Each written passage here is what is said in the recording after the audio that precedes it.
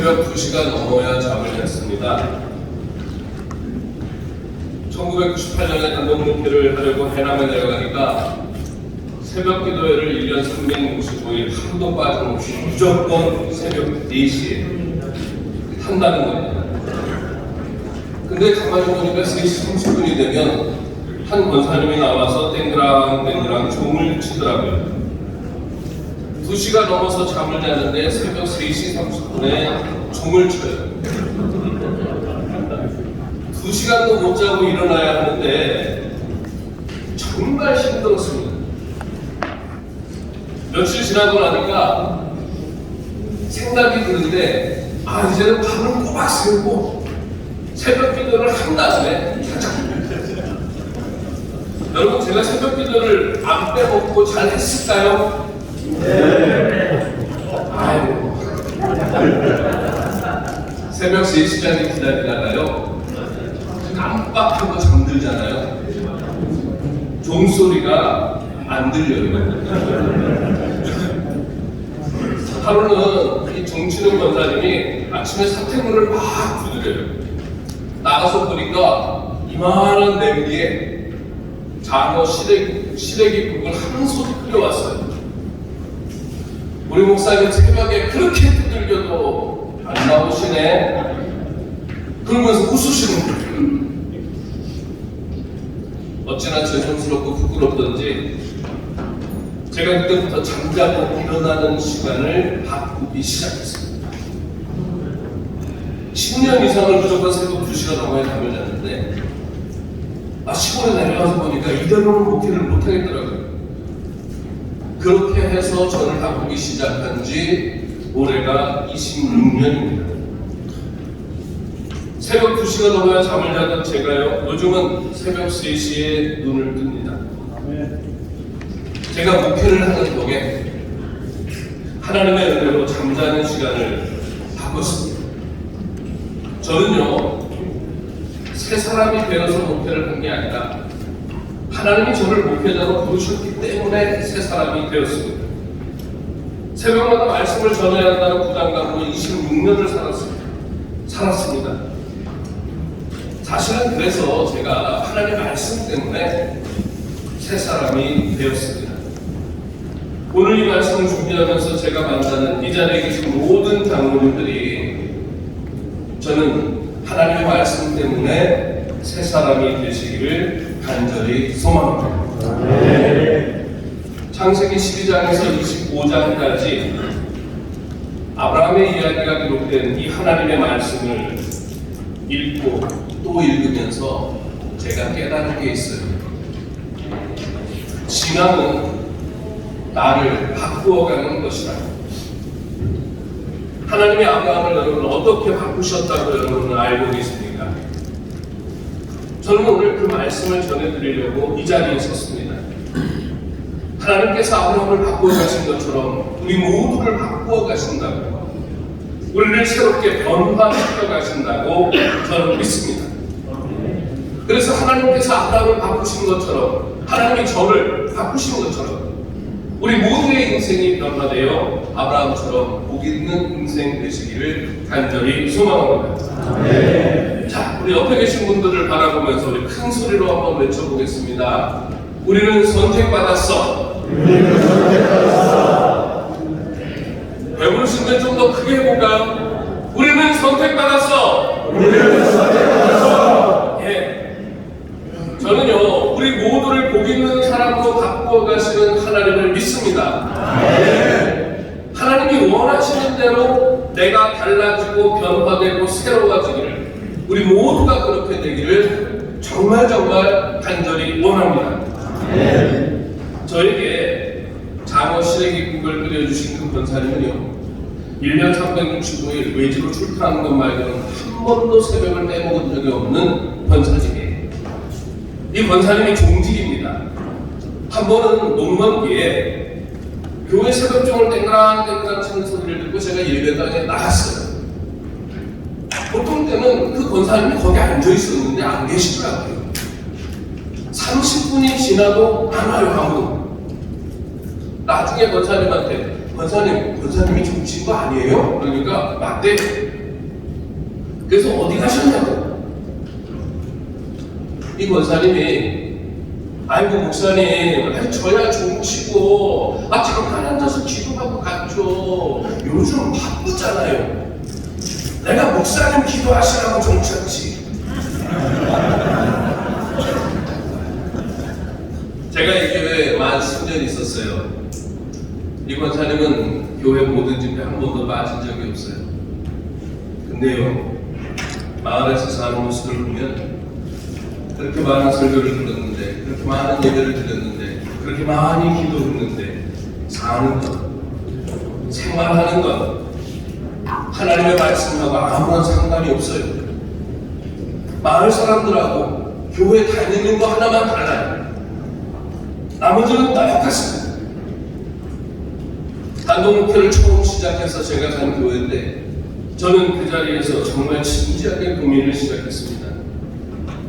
그 당시 제가 설교를 10번 했거든요. 지금까지 다른 사람 설교를 해본 적이 없어요.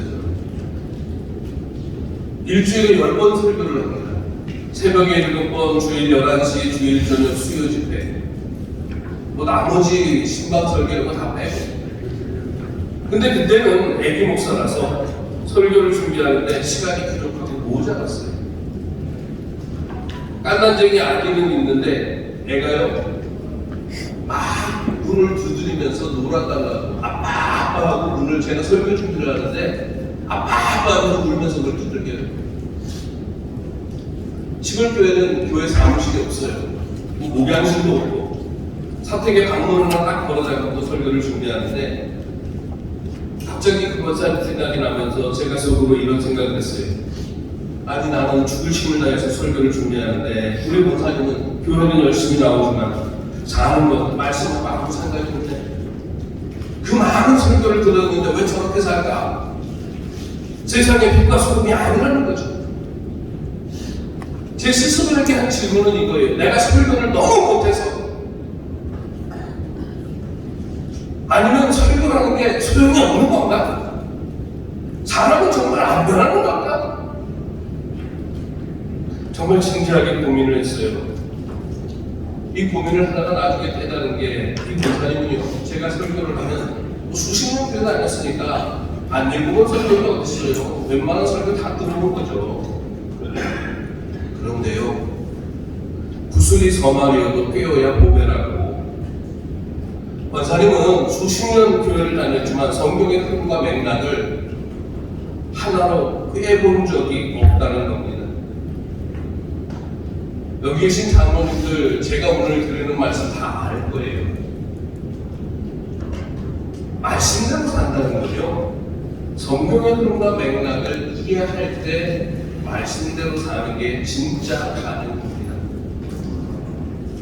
제가 이 권사님의 말씀을 드리는 것은 이 권사님 덕에 제가 어떻게 목회할까 그런 고민을 하다가 말씀 꿰는 훈련을 시작하고요. 제 설교가 헛되지 않기를 바라는 마음으로 흐름과 맥락을 따라 성경 보는 훈련을 오늘 새벽에도 하고 왔어요. 제가 오늘 창세기 12장 1절에서 25장 11절까지가 아브라함 이야기입니다. 자, 긴 이야기인데 성경 말씀 한 절이나 한 단락이 아니라 창세기 12장 1절에서 25장 11절까지의 말씀을 하나의 통으로 보고 한 번에 오늘 여러분에게 말씀드리겠습니다. 믿음의 조상 아브라함, 복의 근원인 아브라함, 복의 통로가 되는 아브라함. 자, 여기 계신 장로님들이 믿음의 조상이 되고 복의 근원이 되고 복의 통로가 되기를 간절히 소망합니다. 창세기 12장에 보면 아브라함이 부름을 받았어요. 성경은 본토 친척 아비집을 떠나서 내가 내게 지시하는 곳으로 가라고 했습니다. 괴나리 목증을 메고 떠나라는 겁니다. 자, 졸리시는 분이 있는 것 같은데 한번 큰 소리를 해볼까요? 내려놓아라. 내려놓아라. 한 번 더 하겠습니다. 싸질러주고 가지 마라. 싸질러주고 가지 마라. 따라 나설 수 있도록 몸을 좀 가볍게 하라는 거죠. 그러면 복이 될 거예요. 성경에 보면 12장 4절에 아브라함이 말씀, 하나님의 말씀을 따라갔다고 기록되어 있거든요. 자, 그냥 간 게 아니에요. 말씀을 따라갔습니다. 그리고 가는 곳마다 제단을 쌓았어요. 예배를 드렸습니다. 이 말씀은 말씀과 예배를 통해 아브라함의 신앙생활이 시작됐다는 얘기를 하고 있습니다. 자, 신앙생활을 시작한 아브라함이 여러분 어떻게 살았을까요? 하나님은 아브라함에게 시험 문제를 내셨어요. 먹고 살 게 없다. 너 어떻게 할래? 이게 창세기 12장 10절에서 20절까지 기근 문제예요. 두 번째 시험 문제는 조카 롯의 종들과 아브라함의 종들이 목초지를 놓고 쌈박질을 합니다. 아브라함에게 하나님이 하시는 말씀이에요. 너 어떻게 할래? 세 번째 시험 문제는 조카가 전쟁통에 포로로 끌려갔습니다. 하나님이 아브라함에게 묻는 거죠. 자, 너 어떻게 할래? 창세기 12장 10절에서 14장 24절까지 하나님은 아브라함에게 세 가지 시험 문제를 내셨죠. 자, 여러분, 아브라함이 이 시험 문제를 어떻게 풀었다고 여러분은 기억하고 계십니까? 자, 기근이 닥치자 아브라함은 어디 가면 먹을 게 있지? 자기가 직접 수소문해서 찾았습니다. 그래서 애국을 선택했어요. 애국을 향해 가다가 보니까 애국 사람들이 자기를 죽이고 자기 아내를 빼앗아갈 것이라는 두려움에 사로잡혔어요. 아내를 빼앗아간다는 게 문제가 아니라 나를 죽인다는 게 아브라함에게 두려움입니다. 아브라함은 이때 하나님께 기도하지 않았습니다. 아내를 누이라 속이기로 결심하고 작정한 대로 아내를 누이라 속였습니다. 자, 그러자 아내는 빼앗겼지만 자기는 살았어요. 여기에 더하여 많은 재산을 얻었다고 성경은 말합니다. 근데 이때 하나님은 아브라함을 찾아간 것이 아니라 애굽의 바로 왕을 찾아가셨습니다. 하나님은 바로 왕에게서 아브라함의 아내를 되찾아 주셨고 아브라함은 그 아내를 데리고 받은 재산을 고스란히 다 가지고 애굽 땅을 떠나서 하나님이 지시하는 가나안 땅으로 올라갔죠. 자, 여러분, 이건 하나님의 은혜입니다. 근데 아내를 찾았고 재산도 얻었지만 여러분, 아브라함의 이 모습은 믿음의 조상이 아니에요. 이건 불신앙이죠. 그럼에도 불구하고 하나님은 일방적으로 은혜를 베풀어 주셨습니다. 하나님의 은혜를 받은 아브라함은 어땠을까요? 가나안 땅을 향해 가면서 올라가면서 밤하늘의 별을 보면서 아브라함은 생각했을 거예요. 요 얘기는 성경에 없어요. 창세기 12장과 13장 사이에 그 여백 속에 숨겨져 있는 이야기가 있습니다. 아브라함이 생각하는 거예요. 하나님은 도대체 어떤 분인가?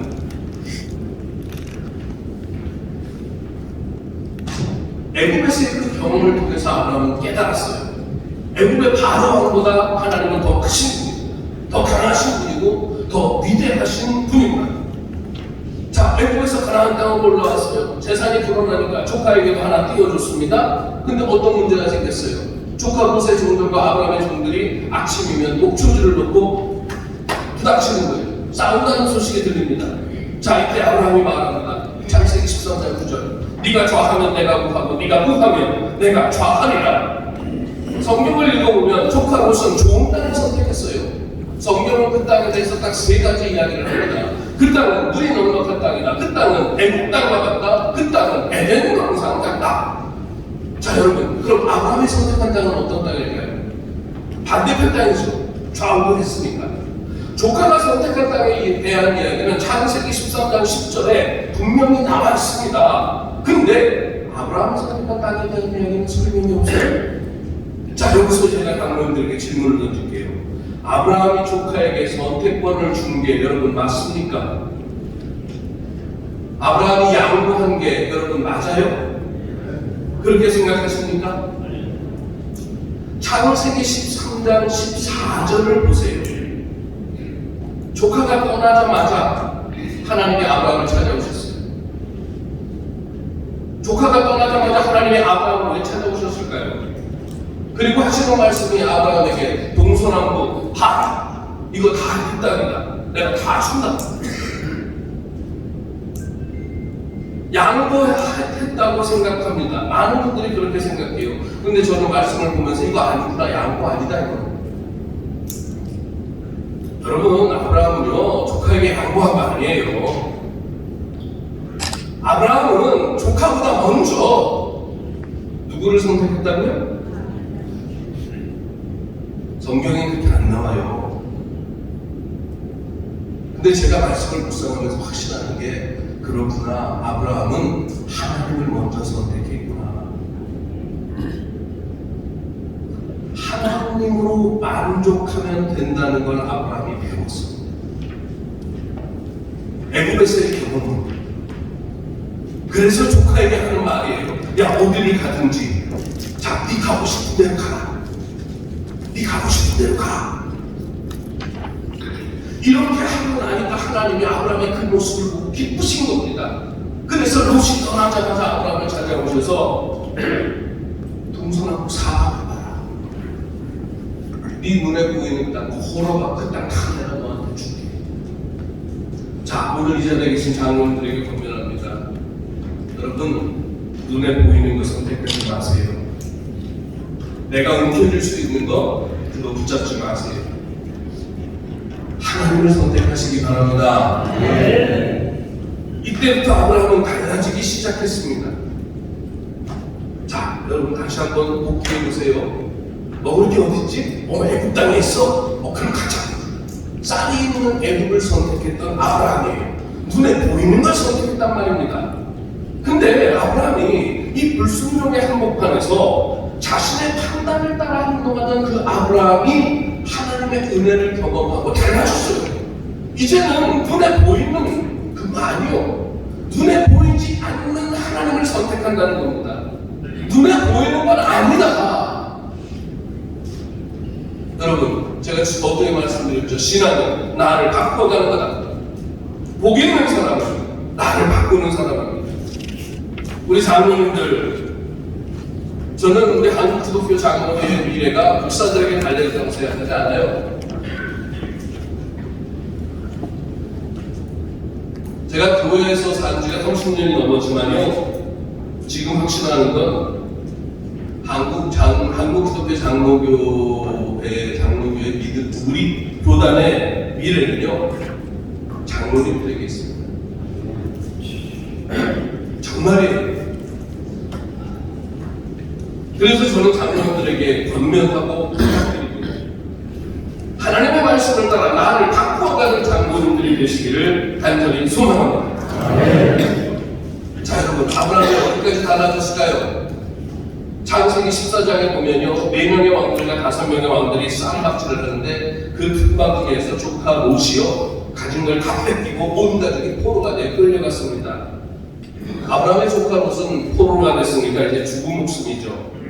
자, 여러분, 아브라함이 어찌했을까요? 성경을 읽어보면 자기 사병 318명, 그리고 동맹을 맺은 마므레 에스골 아넬의 형제들과 더불어서 추격을 하고 가서 조카를 구했습니다. 뺏긴 거 다 찾았어요.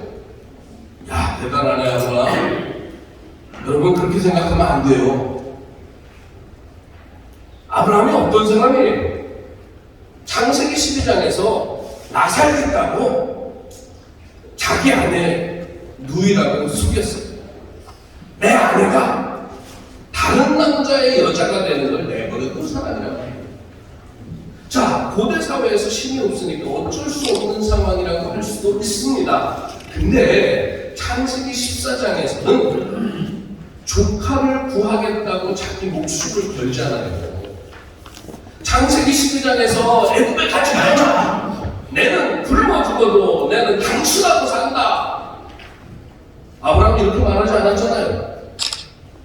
당신 내 누이 여인 끌고 가니까 그냥 내버려 두잖아요. 나 살려고. 근데 창세기 14장에서의 아브라함은 조카를 위해서 목숨을 겁니다. 조카를 데려오고 전리품을 가지고 온 아브라함의 행동을 한번 보세요. 창세기 14장 20절에 멜기세덱이 하나님을 찬양하라고 하니까 아브라함이 어떻게 해요?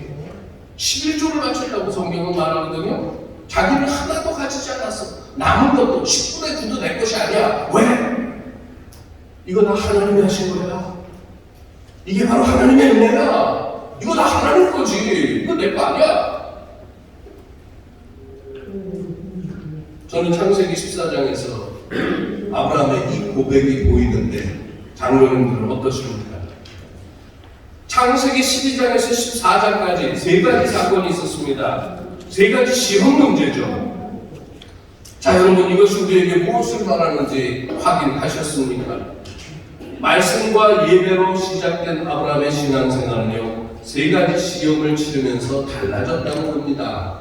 나 살자고 아내를 죽이라고 속였던 그 아브라함이 자기 목숨을 걸고 조카를 구하는 아브라함으로 달라졌습니다. 눈에 보이는 애국 땅을 살았던 아브라함이 눈으로 볼 수 없는, 손으로 움켜쥘 수 없는 하나님을 선택한 아브라함으로 달라졌습니다. 자, 이렇게 아브라함이 달라졌어요. 그러자 하나님이 아브라함을 또 찾아왔어요. 창세기 15장 1절 다 같이 따라합니다. 이후에 15장 1절에 그렇게 시작하면요, 자, 12장에서 14장까지의 일이 있고 난 후에 하나님이 아브라함을 직접 찾아오셔서 나는 너의 방패다, 너의 지극히 큰 상급이다. 하나님께서 장로님들에게 야, 내가 너의 방패요, 내가 너의 지극히 큰 상급이다, 이 말씀 꼭 해주시기를 간절히 원합니다. 자, 방패가 무슨 말인지 여러분 아시잖아요. 상급은 하나님이 주시는 기업이고 일반적으로는 땅입니다. 하나님이 나에게 주시는 건 내 것, 내 소유죠. 창세기 13장에서는 동서남북 눈에 보이는 땅을 다 준다고 하나님이 약속하셨어요. 자, 그런데 창세기 15장에서는 금은보석이 아니라 땅이 아니라 내가 너의 상급이다. 하나님이 아브라함에게 자기 자신을 상급으로 내주신다는 거예요. 나는 이제 네 거야. 여러분, 이거 엄청난 일입니다. 이게 놀라운 일이에요. 왜? 아브라함이 하나님의 기쁨이 됐거든요. 아브라함의 달라진 모습을 보신 하나님이 신바람을 나셔서 찾아오시는 거거든요. 저도 그렇지만 여기 계신 모든 분들이 아브라함의 있기를 원해서 하나님께 기쁨이 되기를 원합니다. 여호와를 기뻐하라, 그가 네 마음의 소원을 내게 이루어 주십니다. 시편 37편 4절의 말씀입니다. 이 말씀이 이루어지기를 간절히 소망합니다. 자, 아브라함이 이게 이제 전반전입니다. 아브라함 이야기. 근데 여러분, 사람은요, 잘 가다가 삼천포 빠지잖아요. 여러분은 지금까지 몇 번의 삼천포에 빠지셨습니까? 창세기 16장의 이야기가 아브라함의 삼천포입니다.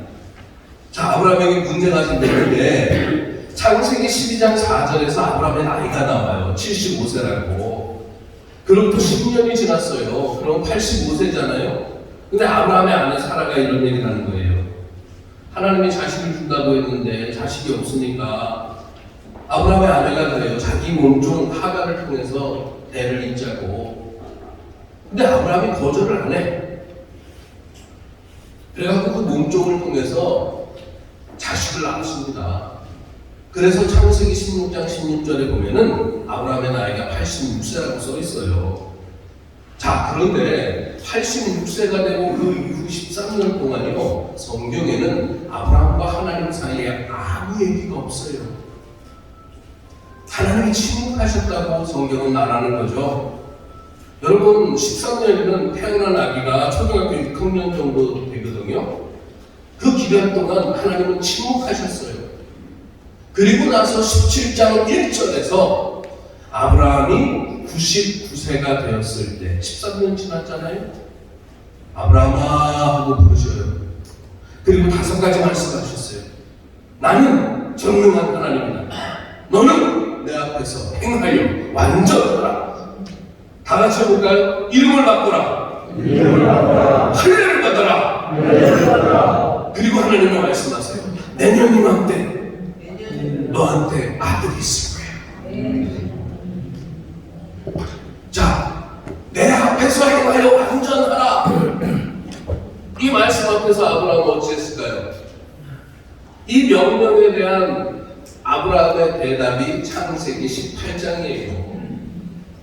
아브라함은 여러분 나그네 셋을 영접하거든요. 근데 여러분, 아브라함에게 종들이 적어요, 많아요? 400만 318명이었잖아요. 아브라함의 종들이 얼마나 많겠습니까? 근데 18장을 읽어보면 아브라함은 나그네를 달고 자기가 직접 영접합니다. 18장 2절에 마지막에 보면 아브라함이 달려나가서 몸을 굽혔다고 말하고 있습니다. 그리고 쉬고 가기를 청했어요. 6절 말씀에 보면 급히 장막으로 가서 고운 가루 세스하로 떡을 만들라고 합니다. 7절에 보면 달려나가서 기름지고 좋은 송아지를 잡아서 급히 요리를 하겠습니다. 자, 다 차려놨어요. 그럼 아브라함이 딱 가운데 앉아갖고 이리 오시오, 우리 함께 먹읍시다. 성경을 읽어보면 그게 아니에요. 8절에 보면 다 같이 하겠습니다. 모셔 섬에 시중을 잃었다는 얘기예요. 수백 명을 거느리고 사는 아브라함이 생각 모르는 나그네 셋을 데려다가 시중을 들었다고 해요. 아브라함에게 종들이 그렇게 많은데 아브라함이 직접 달려나갔어요. 여러분, 이게 사실일까요? 이게 과장일까요? 아니면 무엇을 의미하는 것일까요? 한번 묵상해 보세요. 고운 가루 세스라고 떡을 만들었다 그래요. 근데 여러분, 이 당시에 사회문화적인 도각적인 증거들을 찾아보면요, 고운 가루는 사람이 먹는 떡이 아니에요. 고운 가루로 만든 떡은 하나님께 바치는 제물이에요. 살찌고 좋은 송아지는 하나님께 바치는 제물로 바치는 송아지입니다. 창세기 18장은 단순히 아브라함이 나그네를 영접했다 이 말을 하는 게 아니고요, 내가 전능한 하나님이니까 너는 내 앞에서 완전하라고 하는 하나님의 명령에 대해서 창세기 17장 1절 아브라함은 이렇게 순종했습니다 하는 이야기를 보여주는 거란 말이에요. 요약해서 얘기하면 하나님을 섬기는 것과 똑같이 이웃을 섬기는 아브라함의 모습을 보여준단 말입니다. 무슨 말이냐면 하나님의 말씀에 진짜 제대로 순종하는 아브라함이에요. 자, 이 정도 되니까 하나님이 아브라함에게 말씀하십니다. 내가 하려는 건 아브라함에게 숨기겠느냐?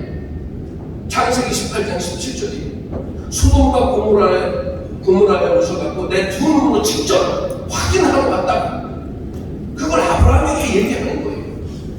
이거는 천국의 무설이죠. 하나님의 계획을 아브라함도 알게 된다는 겁니다. 자, 아브라함이 이 하나님의 말씀을 듣고 요청합니다. 하나님, 의인 50이 있으면 용서해 주시겠습니까? 아니, 하나님 45명, 40명, 30, 20, 10명을 아직 줄이거든요. 왜 그럴까요? 아브라함의 조카 롯이 거기 살고 있거든요. 어떻게든 살리고 싶은 겁니다. 다 같이 하겠습니다. 10명은 있겠지. 10명은 있겠지. 옆 사람 보고 하세요. 졸리니까. 10명은 있겠지. 10명은 있겠지. 은인 10명은 있겠다 이거죠. 근데 없어. 그래서 불가하게 내렸는데 창세기 19장 29절은 이렇게 기록하고 있습니다. 하나님이 아브라함을 생각하사 롯을 그 엎으시는 중에 내보내셨더라. 아멘. 아브라함을 생각하사, 여기 계신 모든 장로님들이 아브라함이 되시기 바랍니다. 아멘. 하나님의 심판 속에서도 우리 장로님들의 가정과 섬기시는 교회를 하나님이 지켜주시고 하나님이 살펴주시고 하나님의 은혜가 임하기를 간절히 소망합니다. 아멘. 그 다음에 이어지는 창세기 20장 보잖아요. 그랄 땅에서 아브라함이 자기 아내를 또 누이라고 속여요. 그 사건은 창세기 12장하고 똑같은데 차이가 좀 있어요. 어떤 차이가 있냐면 창세기 20장 7절에 하나님이 이런 말씀을 하셔요. 다 같이 따라합니다. 그는 선지자다. 그는 선지자다. 예. 아브라함의 아내를 되찾아 주셨어요. 똑같이 12장하고. 그러면서 아비멜렉 왕에게 야, 그는 선지자야. 그가 너를 위해서 기도할 거야. 아브라함의 간절함에 응답하셔서 롯을 살려주셨던 그 하나님이 이제는 아브라함을 선지자 반열에 올려놓으셨습니다. 창세기 20장 17절과 18절에 보면 아브라함이 아비멜렉을 위해서 기도하자 하나님이 직접 닫아놓으신 아비멜렉 집안 모든 여인의 태를 아브라함의 기도를 들으시고 하나님이 열어주신다고 성경은 써있거든요. 아브라함이 기도하자 하나님이 응답하시는 거예요. 아브라함이 풀자 하나님도 풀어주시고, 땅에서 매면 하늘에서도 매는 것이요 땅에서 풀면 하늘에서도 풀리리라. 마태복음 16장 29절. 아멘이십니까? 아멘. 창세기 17장 1절에 완전 하나님 말씀을 따라서 나그네를 하나님처럼 영접하고 모신 아브라함이잖아요. 그러니까 아브라함의 간절함에 응답하셔서 롯을 살려주셨어요. 뿐만 아니라 아브라함을 선지자로 삼으셔서 그가 기도하면 하나님이 이루어 주시는 겁니다. 자, 여러분, 하나님과 아브라함 사이에 뭐가 오고 가는지, 무엇을 주고받는지 여러분 보이십니까? 안 보이세요? 하나님과 아브라함이 이 주고받는 요 이야기가 창세기 21장과 22장에 또다시 반복되거든요. 창세기 21장 1절에서 4절까지 이 4절 말씀을 한번 유심히 보면 하나님이 아들을 주셨는데 1절과 2절에 이렇게 써 있어요. 말씀하신 대로라는 단어가 2번 나와요. 1절과 2절에. 그리고 1절과 2절에 말씀하신 시기가 되어라는 단어가 한 번 나오거든요. 그러니까 1절과 2절에 하나님이 말씀대로 하셨다는 말이 몇 번 나와요? 3번 나오는 거죠. 왜 말씀대로라는 얘기가 3번이나 나올까요? 자, 창세기 21장 3절과 4절에 보면요, 아브라함 역시 말씀대로 아들의 이름을 이삭이라고 죠. 말씀대로 아들에게 할례를 베풀었다고 기록하고 있습니다. 말씀대로가 2번 나왔어요. 1절과 2절에서는 하나님께서 말씀하신 대로 했다고 3번, 3절과 4절에는 아브라함의 행동을 이야기하는데 하나님이 말씀하신 대로 아브라함이 행동했다 2번. 여러분, 하나님은 3번, 아브라함은 2번. 아브라함도 한 번 더 나와야 되지 않을까요? 창세기 22장으로 넘어가 보면요, 하나님이 아브라함을 마지막으로 시험하셨어요. 다 같이 따라합니다. 아들 이삭을 바쳐라. 아들 이삭을 바쳐라. 예. 아니, 하나님이 주신 아들을 하나님이 달라고 하시는 거예요. 자, 이때 아브라함은요, 말씀대로 이삭을 바치려고 모리아 산으로 갑니다. 말씀대로. 이렇게 보면 21장과 22장을 하나로 보면 다 같이 따라하겠습니다. 하나님도 3번, 하나님도 3번, 아브라함도 3번. 아브라함도 3번. 자, 무엇을 말하는 건지 여러분 보이세요? 다시 한번 말씀드릴게요. 창세기 21장 1절과 2절에 이렇게 써 있어요. 말씀하신 대로 사라를 불러줬고, 말씀하신 대로 사라에게 가주었고, 말씀하신 시기가 되어 아들을 낳게 하셨다. 하나님이 말씀대로 하셨다고 3번 말하잖아요. 자, 아브라함은 어떻게? 21장 3절과 4절에 말씀대로 아들 이름을 이삭이라고 했고, 말씀대로 할례를 베풀었습니다. 그리고 말씀대로 이삭 바쳐라. 예. 아침에 일찍 일어나서 창세기 22장에 아브라함이요, 말씀대로 이삭을 제물로 바치려고 칼을 딱 들었단 말이에요. 칼을 딱 드는 그 순간 하나님도 3번, 아브라함도 3번. 여러분, 이게 우연일까요? 어쩌다 보니까 이렇게 써진 걸까요? 여러분, 이건 우연이 아니고 의도적인 거예요. 강조하고 또 강조하는 겁니다. 하나님과 아브라함이 말씀대로를 주고받으니까, 하나님과 아브라함이 말씀대로가 되니까, 그러니까 하나님이 아브라함을 딱 막아서시면서 미안하게 손대지 마. 창세기 22장 12절에 내가 이제야 네가 하나님을 경외하는 줄을 아노라. 22장 18절에 네가 나의 말을 준행하였으나. 여러분, 아브라함이 살던 그 땅에, 그 당시에, 그 세상에 말씀대로를 하나님하고 주고받는 건 하나님과 아브라함 사이에만 있었다는 겁니다. 장로님과 하나님 사이에 이 말씀대로가 있습니까? 많은 분들이 말씀대로를 부담스러워합니다. 열심히는 하는데 하나님 저 죽을 때까지 교회를 떠날 수 없습니다. 교회는 제 부르심입니다. 그런 장로님들 많이 봤습니다. 근데 하나님과 아브라함 사이처럼 이 말씀대로를 주고받는 장로님, 저를 보고 싶어요. 만나고 싶습니다.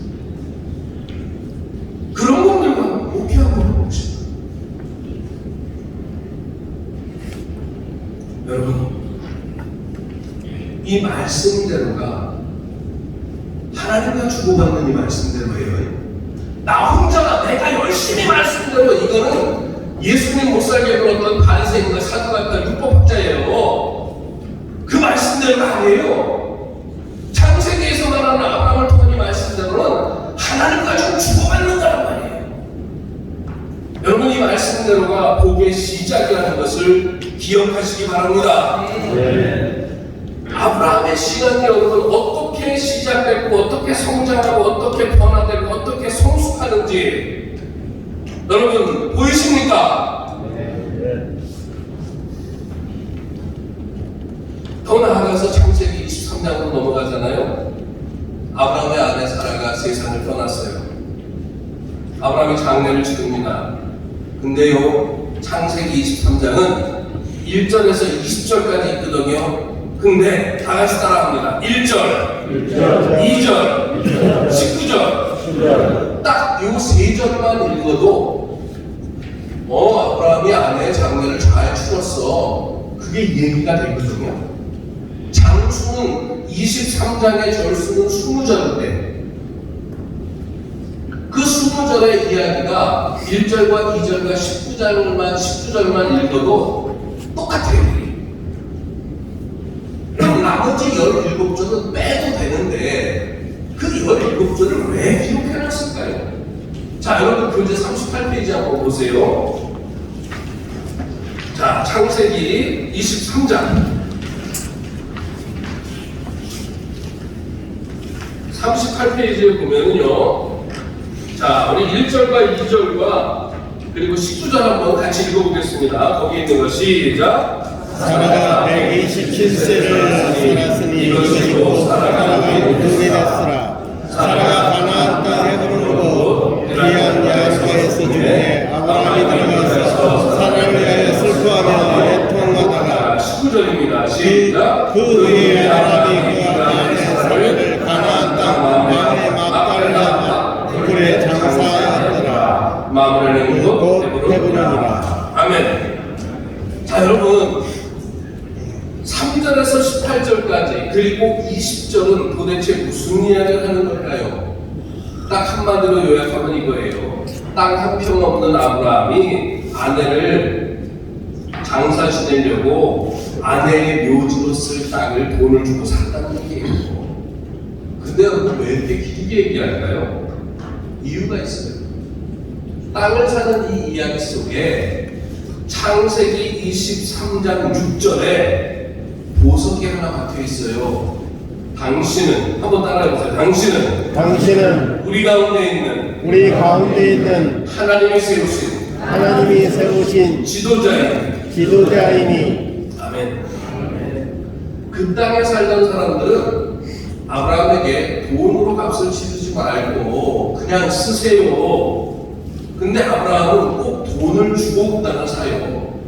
땅을 사는 이야기가 장황한데 6절에 보석이 박혀 있는 거예요.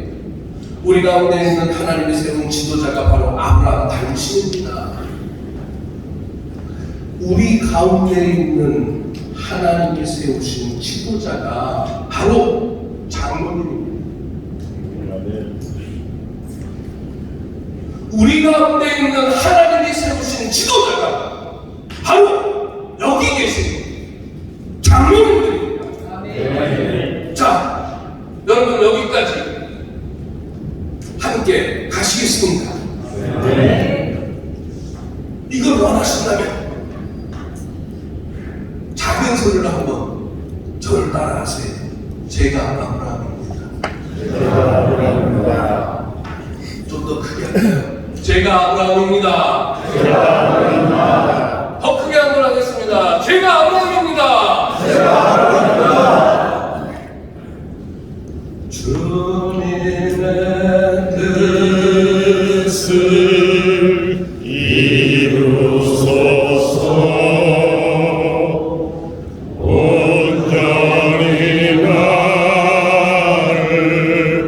주장하사 주님과 함께 동행하는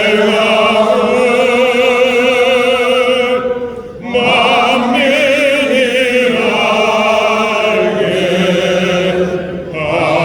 알게 하옵소서. 손잡고 한번 할까요? 주님의 뜻을 이루소서. 온전히 나를 주장하사 주님과 동행하는 만민이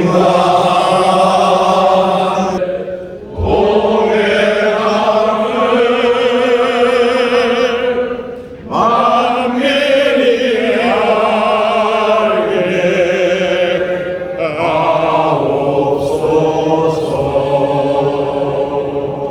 할렐루야.